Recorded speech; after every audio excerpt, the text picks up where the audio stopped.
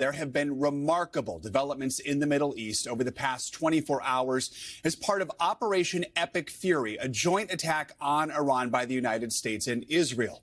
Iranian state media has confirmed the death of Iran's head of state, 86-year-old Supreme Leader Ayatollah Khamenei, a man that President Trump has called one of the most evil people in history. Iranian media reports that Khamenei's daughter and grandchild were also killed in the strikes. Take a look at this. This is an image of the Ayatollah's compound that was destroyed in an aerial attack. Also confirmed dead, the commander of the Islamic Revolutionary Guard Corps, the secretary of the Iranian Defense Council, and the chief of the country's armed forces. President Trump, in a pre-recorded announcement of the attack, endorsed regime change in the country, telling Iranians to rise up and take control of their government. Iranian officials have pledged a massive retaliation with, quote, no red lines against American and Israeli targets in the region.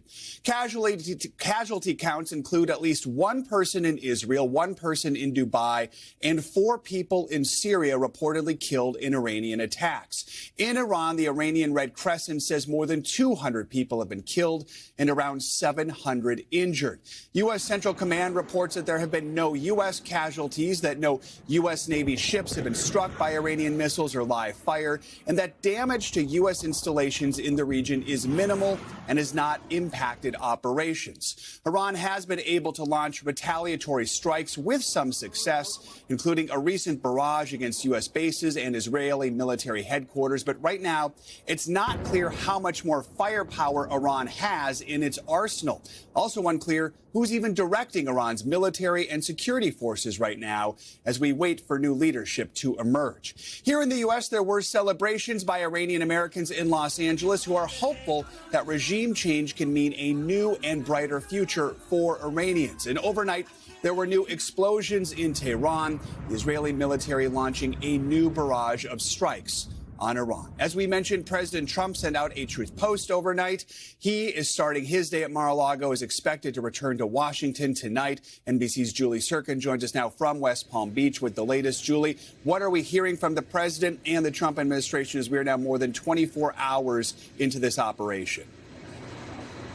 Joe, the president overnight is warning, as you mentioned, Iran against that even bigger retaliation that government has promised. He posted on Truth Social saying they better not do that. However, because if they do, we will hit them with a force that has never been seen before. Of course, this is a president who is now waking up on day 2 since those strikes that were launched on Friday. Overnight, he posted that nearly 9-minute-long message, and then we really haven't seen or heard from the president since. We know he stopped by a political event last night, but speaking of politics, of course, this is what this issue is going to turn into. Initially, as we've been reporting, the president, his administration are prepared for a more sustained effort in the region. Of course, we still have our military assets, our buildup around Iran. The president here promising to strike again, of course, if Iran does anything. But he also put the onus on the Iranian people, the protesters there, saying this is their moment, this is their chance. He said in his comments yesterday that no president in American history has given the Iranian people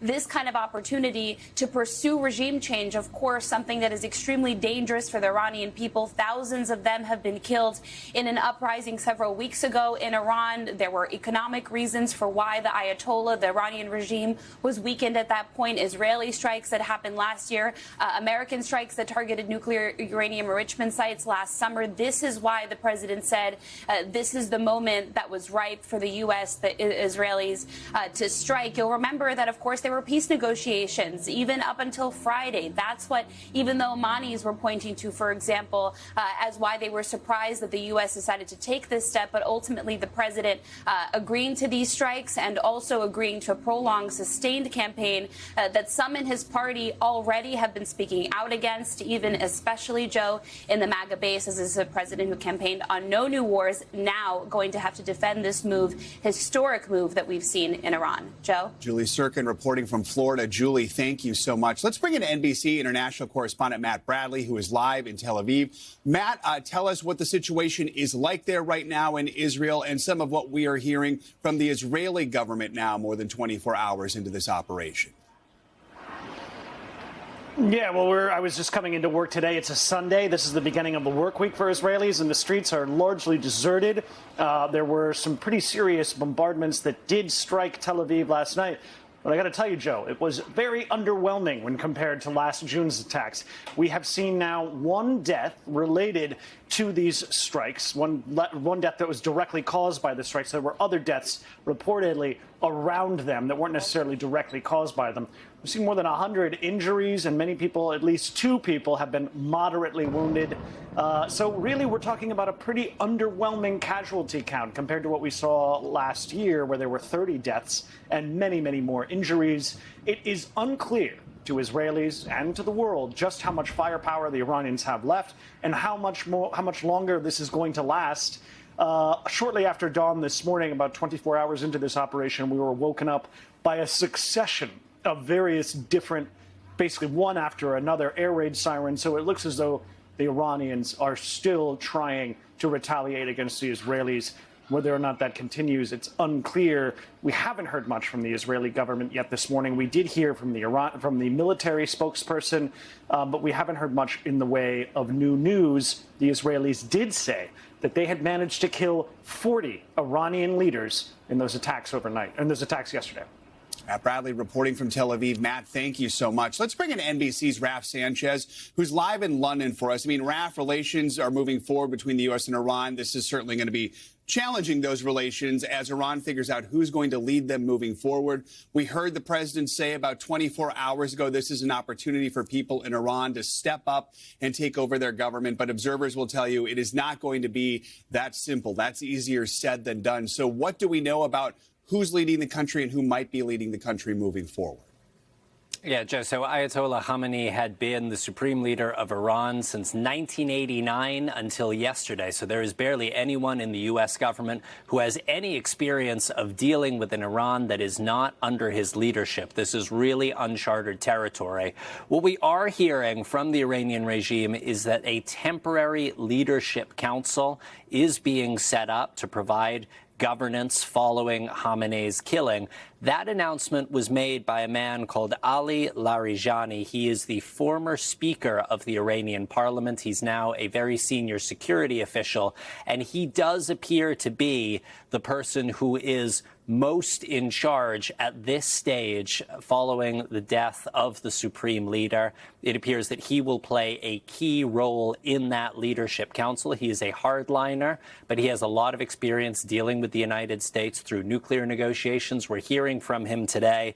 He's saying that yesterday Iran fired missiles at the United States and Israel, and they did hurt. Today, we will hit them with a force that they have never experienced before.